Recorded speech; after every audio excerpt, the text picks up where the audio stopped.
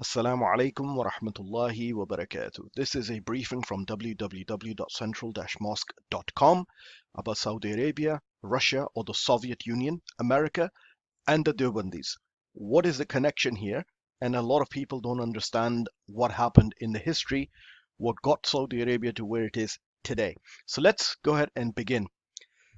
Let's talk about the Soviet Union, which today most people know as Russia. It used to be Soviet Union. So the USSR was founded in 1922. It consisted of 15 socialist republics. Six of them were Muslim majority. In addition to those six Muslim majority, there were Muslims in the Caucasus region, still are, the Tatars in Siberia, and the Soviet Union then eventually collapsed in 1992. But while it lasted, there was a significant Muslim majority in several areas and in the Caucasus region and so on. So from Soviet Union, we get to Russia. And what is it about Russia? So basically, this entire thing that you see in the map, this used to be the old Soviet Union. Sorry, from here. I didn't mean to say France was in Soviet Union. So basically from here, this red part that you see is still Russia. The orange bits are the ones that are broken off and formed independent countries and states and so on. Still today in Russia, Islam is the second largest religion. Officially, they say a little over 10% of the Russian population is Muslim. However, the percentage of Muslims in Russia is higher than that. The reason being is in two areas of Russia, Chechnya and Ingushetia, which are majority Muslim areas, there are no population surveys done, and the Russian government does not give you the statistics. So the 10% population of Muslims in Russia excludes the Muslim majority areas of Chechnya and Ingushetia. So the Muslims are actually considerably higher. So let's proceed to what this got to do with Saudi Arabia.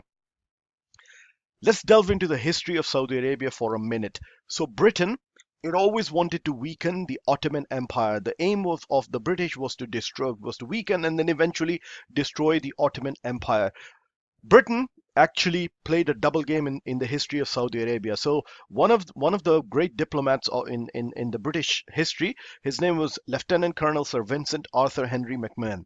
So what he did is at the time, what the Ottomans did is they used to appoint a sharif. It was like a nobleman, and the aim of the sharif was to look after the affairs of Mecca and Medina and the areas corresponding to the holy places of Islam. So the Ottomans used to regularly appoint sharifs to look after the affairs of stuff. Hussein bin Ali was a sharif of Mecca, and he lived between 1854 and 1931. So he was appointed as the sharif of Mecca first by the Ottoman Empire. What the British did is they actually went and started corresponding with Hussein bin Ali, who was the sharif of Mecca, and they said, listen, we will basically go ahead and introduce yourself as a sovereign of the area instead of a sharif. So a sharif works under the Ottoman Empire. You go ahead and basically appoint yourself as a self-appointed king, and in return, the British will recognize your sovereignty. So that's what he did. He basically declared himself Malik Bilad al-Arab, the king of the Arab lands, and what the British did is they encouraged him to basically revolt against the Ottoman Empire. And there's correspondence on record between there's called the McMahon-Hussein correspondence, and basically the British encouraged him to rise up against the Ottoman Empire. And what they wanted to do is the Ottoman Empire was weakening, and it had several other territorial disputes with in Europe and elsewhere. So if there was revolt in the holy lands of Islam, it will actually put a dagger in the heart of the Ottoman Empire. So the British helped Hussein bin Ali to actually declare himself as a king. In return, the British said that we will recognize you and we will assist you. So that's the first game that the British are playing in Saudi Arabia with McMahon and corresponding with Hussein bin Ali. The second game the British are playing is at the same time the Saud, what we know today as the House of Saud, is rising up, and because the Ottoman Empire is weakening, so you got to understand when an empire weakens, other people come up and they rise up and they try to seize power. So Abdulaziz was rising up in areas near Riyadh. So this is the second game the British begin to play. So what the British did is they appointed Sir Percy Cox, again an outstanding diplomat in his own right, and they did a treaty in 1915 with Abdulaziz. They said, listen, we will recognize your sovereignty in return of you aligning yourself with the British against the Ottoman Empire. So the British are not only doing a deal with this guy, Hussein bin Ali, they're also doing a deal with King Abdulaziz of Saud, basically in both of them on the condition that they will weaken the Ottoman Empire. So the British didn't care whether the Sharif won or didn't care where Abdulaziz won. They just wanted to number one, weaken the Ottoman Empire, and they wanted influence in the most holy places of Islam, and that was their diplomatic thing. So they're basically backing both horses in a race. No matter who wins, the British win. Okay, one important thing is when the British did a deal with Hussein bin Ali, in the letters it clearly states that basically British will support him and inform him and help him with intelligence and so on and so forth. Okay, so the British have backed both horses. No matter what happens in Saudi Arabia, Britain is in the prime state. Now what happens is 24th of July 1923, the Ottoman Empire dissolves. Okay, the Soviet Union, USSR, the previous USSR, recognizes that they need influence in the Middle East and then they need influence in this region. So what they do is, as I've giving you the history, the Soviet Union and still today Russia has a large number of Muslims, prominent Muslims who've been in there for generations. So they appointed this Muslim, Soviet Muslim of Tatar origin, to be the diplomat in Jeddah. His name was Karim Hakimov, and this guy was brilliant. He was a brilliant diplomat, and the USSR is now entering the game. Now, what happens is in 1924, when Karim Hakimov gets to Jeddah, Abdulaziz Al Saud is also, his campaign to oust Sharif of Makkah is also getting into high gear. The Ottoman Empire by now is dissolved, so the Ottoman Empire is not there anymore. Remember this, I'm repeating this again. British are actually backing both horses. They don't care who wins, right? In 1924, the British realized that Sharif Hussein bin Ali, who the British backed to be the Sharif of Makkah, is militarily weaker, and Abdulaziz Al Saud is militarily stronger, and he's eventually going to oust Sharif Hussein bin Ali. So when the Saud family, the House of Saud of today, attacked Makkah and they took over the place, the British did not aid the Sharif of Makkah, although they had promised it in their letters. They did not provide intelligence. They did not do anything. They simply stood back and they let the House of Saud take over. That's fine. So the British won anyway. So one of their guys, House of Saud, takes over the region and he declares himself to be the sovereign king. However, there is a problem here because although this guy, the House of Saud, they were basically a family of bandits. They had no religious or any other importance. So they needed the religious Muslims all over the world, particularly in Saudi Arabia, to recognize their rule. And they did that by aligning themselves with the religious establishment and basically trying to get endorsement from them. Karim Hakimov, 1925, he has an advantage. He actually goes to Makkah, where the House of Saud have now taken over. So they are now in Makkah. Karim Hakimov is a Muslim, so the British are not Muslims. So they cannot enter Makkah. This guy goes into Makkah. He does Umrah, and because he's Muslim, he's able to negotiate with the king of Saud and the king, and they basically hit it off, and they have a fantastic relationship. Beautiful. In 1926, this is when things come to head, and basically the resistance of Sharif of Makkah is completely broken, and the House of Saud takes over from Saudi Arabia. Karim Hakimov makes a fantastic move at this point. What he does is he basically gets in his diplomatic car with the Soviet flags on it and so on, and he drives through war, he drives through gunfire in the desert, and he recognizes Abdul Aziz as the sovereign king of Saudi Arabia. This is the first non-Muslim nation on earth which recognizes Saudi Arabia, and it is the Soviet Union. The House of Saud still has a problem because they need to basically implant themselves upon the Muslims as the legitimate rulers or legitimate Khalifa. That's what their goal was. They wanted to basically become the Khalifa of Muslims because the Ottoman Empire has now been dissolved. Because the Soviet Union has a large contingent of Muslim population, what Karim Khakimov did is he sent 6 Russian muftis to the Makkah conference. So this is the conference that the House of Saud called in to basically affirm their rule on Saudi Arabia and to basically take over the Ottoman Empire. So you got to understand at this point, if you read history, the Muslim scholars are confused. The Muslim states are subjugated. A lot of them are living under colonial rule.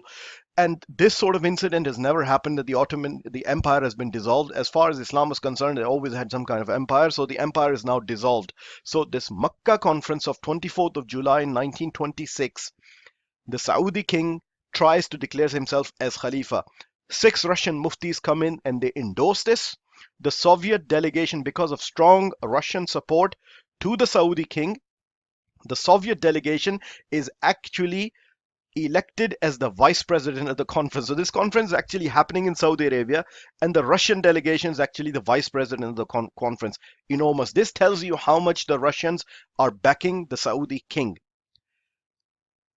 Because of their support and some others from Africa and so on, it was possible for the Saudi king to declare himself the Khalifa. However, the second center of Muslim scholarship at that time, the Deobandees also attended this conference, and the Deobandees refused to recognize the Saudis as Khalifas.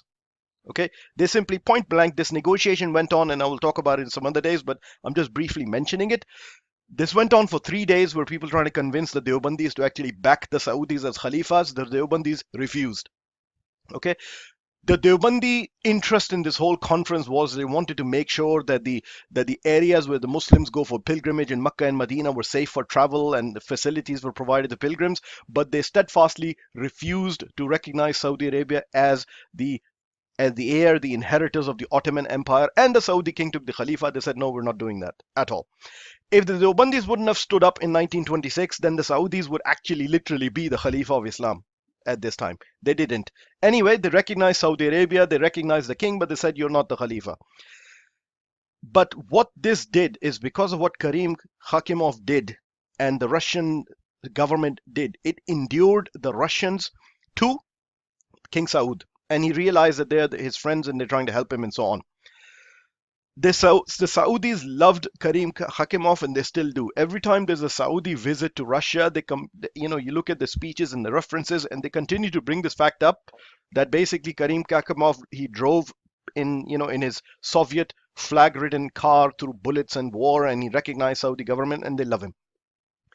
In 1928, so by this time he moves ahead and I think he goes to Iraq and then eventually back to Moscow, something like that, but he leaves Saudi Arabia. In 1928, so the Russians appoint a second guy, and this time they have a full diplomatic mission and everything else, and his name was Nazir Bey Turkayelov, and he was from Ingushetia, again, still is to this day a Muslim majority area. Then the Soviets asked the Saudis, they said, you know what, there are Muslim pilgrims coming here. Remember, the Ottoman Empire has now dissolved. So the Ottoman Empire used to provide a lot of facilities to Muslim pilgrims.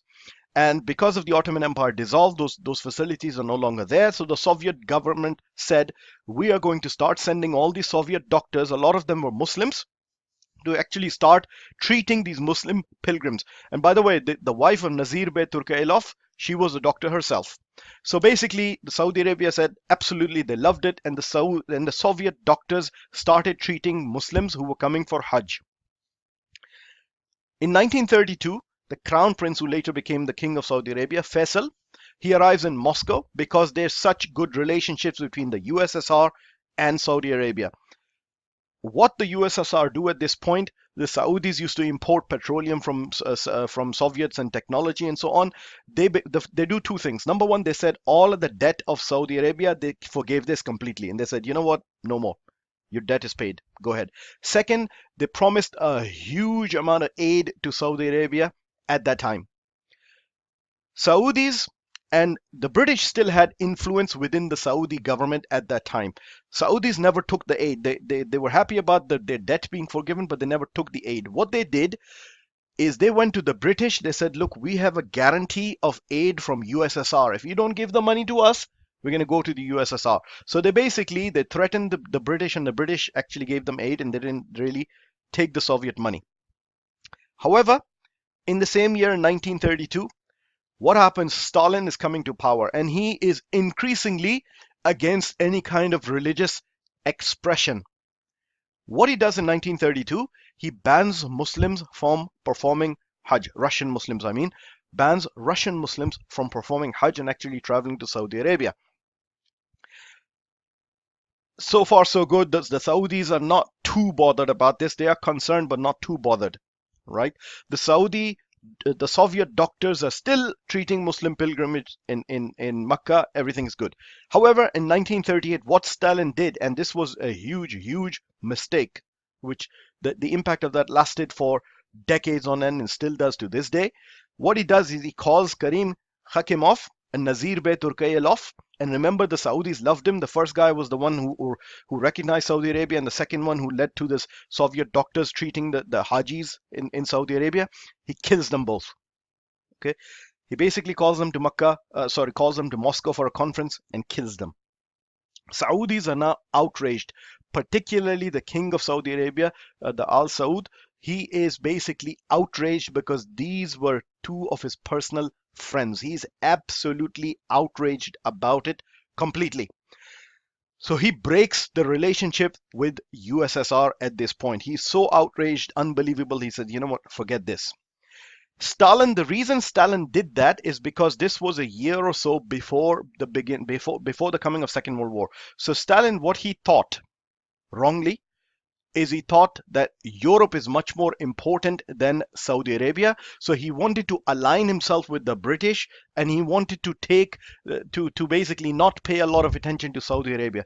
It would have been fine, except for 2 months later, the Americans discover oil in Saudi Arabia.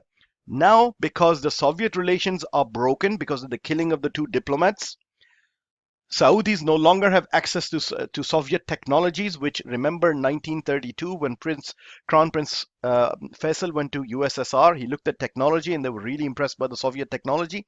All of a sudden, oil is discovered in Saudi Arabia. It is actually discovered by Americans. The Saudis do not have the technology to get it out of the ground. The Americans go in there, offer their assistance, and then from that point on, it's game over between Saudi Arabia and Soviet Union until 1992. After the collapse of Soviet Union, the Russians, they basically start to make overtures because the economy is in doldrums, and they try to get help from Saudi Arabia and so on and so forth, which they're still trying in 2019. So if it wasn't because of Stalin killing these two guys that were instrumental in recognizing Saudi Arabia, which are facts, the world would have been different today. Jazakallah khair. Assalamu alaikum wa rahmatullahi wa barakatuh.